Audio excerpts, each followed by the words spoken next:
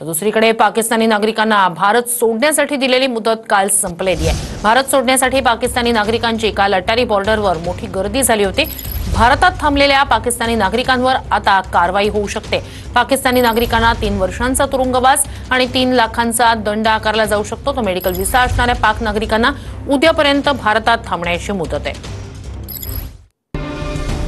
अटारी बॉर्डरवरून 531 लोक पाकिस्तानमध्ये गेले, 843 लोक भारतामध्ये आले।